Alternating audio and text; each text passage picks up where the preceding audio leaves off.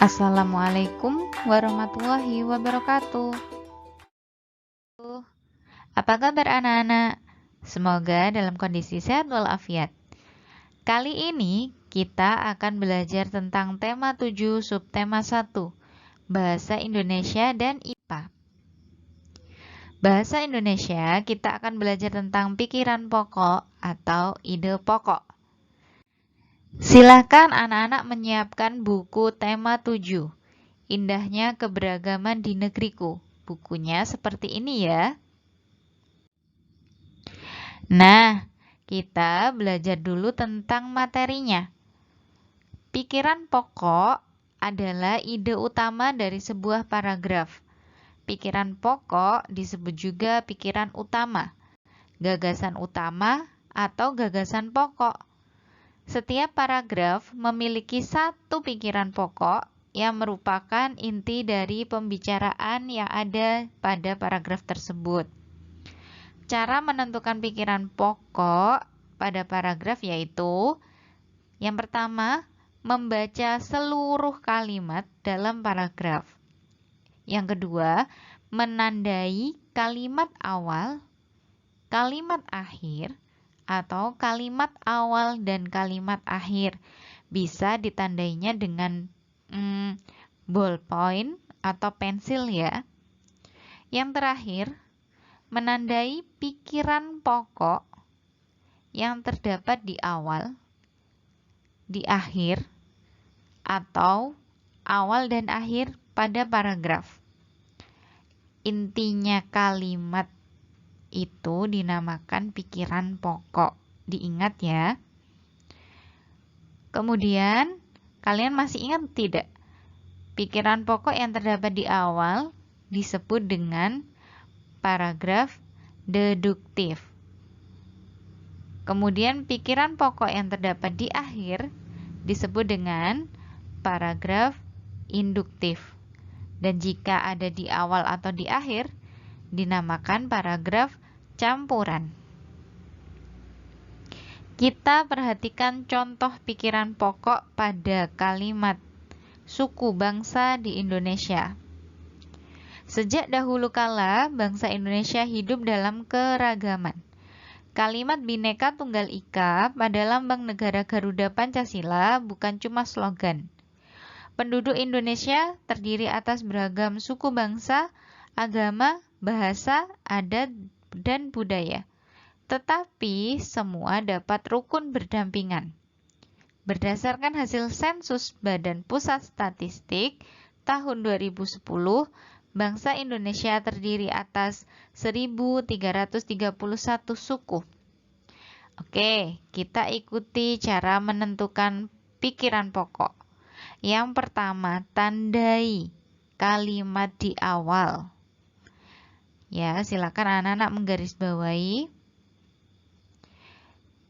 Yang kedua, tandai kalimat akhirnya. Manakah kira-kira yang termasuk pikiran pokok? Sejak dahulu kala bangsa Indonesia hidup di dalam keragaman, atau berdasarkan hasil sensus Badan Pusat Statistik tahun 2010, bangsa Indonesia terdiri dari 1.331 suku. Yang mana ayo? Iya, betul. Pokok pikiran paragraf tersebut terletak pada paragraf pertamanya, yaitu bangsa Indonesia hidup dalam keragaman. Nah, tadi anak-anak sudah mempelajari materi tentang pikiran pokok.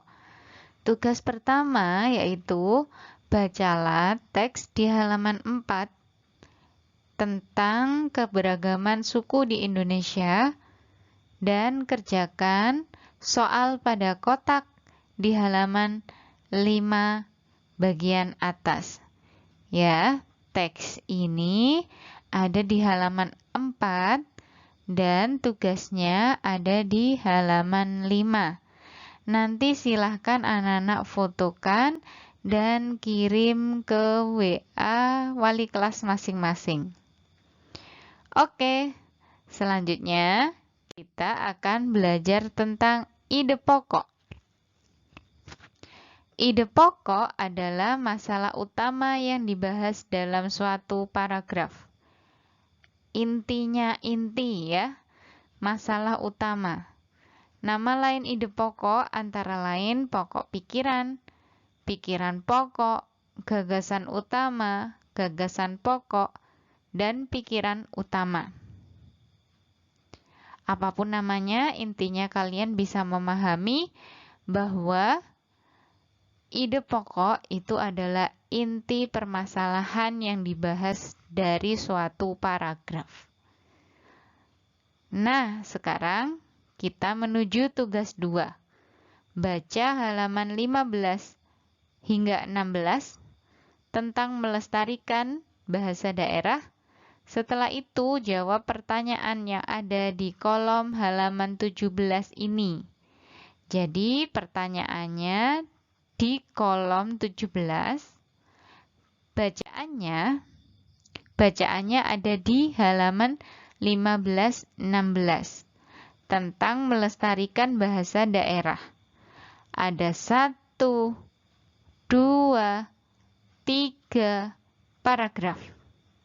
Silahkan dibaca dulu dan kerjakan soalnya di kolom yang ada di halaman 17. Bahasa Indonesia selesai, kita lanjut ke pelajaran IPA. IPA tentang macam-macam gaya. Silahkan anak-anak buka halaman 6. Kira-kira gaya itu apa ya? Gaya adalah dorongan atau tarikan yang dapat menyebabkan benda bergerak atau berubah bentuk. Sekali lagi, gaya adalah dorongan atau tarikan yang dapat menyebabkan benda bergerak atau berubah bentuk. Jika kalian membayangkan mendorong pintu, nah itu berarti ada gaya yang keluar. Ada gaya yang terpakai. Macam-macam gaya. Yang pertama, silakan anak-anak siapkan boleh pulpen atau stabilo ya. Macam-macam gaya. Gaya magnet adalah gaya yang dihasilkan oleh magnet. Contohnya, magnet yang memiliki kekuatan yang menarik jarum, paku, atau benda lain disebut yang terbuat dari besi atau baja. Yang kedua, gaya listrik. Gaya yang dimiliki benda yang bermuatan listrik untuk menarik benda-benda di sekitarnya. Kebetulan contoh di samping ini adalah penggaris plastik yang digosokkan ke rambut bisa menarik sobekan kertas karena dia mempunyai gaya listrik, lebih tepatnya listrik statis ya. Kemudian yang nomor 3, gaya otot adalah gaya yang dilakukan oleh otot-otot tubuh kita. Contohnya mendorong meja, ya. Berarti tubuh kita menghasilkan sebuah gaya. Yang keempat, gaya gravitasi. Kekuatan bumi untuk menarik benda ke bawah. Contohnya, buah jatuh dari pohon. Yang kelima, gaya pegas. Anak-anak pernah bermain ketapel atau panah?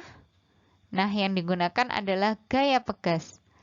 Kekuatan yang ditimbulkan oleh karet atau pegas yang direnggangkan saat kamu bermain panahan. Ini contohnya ya. Kemudian gaya gesek. Bila kedua benda saling bergesekan, maka antara keduanya akan muncul gaya gesek. Contohnya, bila kita berjalan di jalan yang kering, maka sepatu dan jalan akan menimbulkan gaya gesek.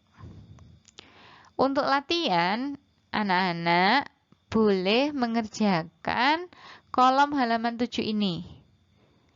Apa yang menyebabkan mobil dapat bergerak? Nah, kalian jawab di sebelah sini ya. Kolom 7 ini hanya untuk latihan, tidak harus dikirimkan ke wali kelas masing-masing. Yang dikirimkan ke wali kelas masing-masing adalah tugas 1 dan tugas 2 tentang ide pokok. Demikian anak-anak pembelajaran tematik kali ini. Semoga kalian mengerti dan mudah untuk belajar. Cukup sekian, terima kasih, tetap semangat. Wassalamualaikum warahmatullahi wabarakatuh.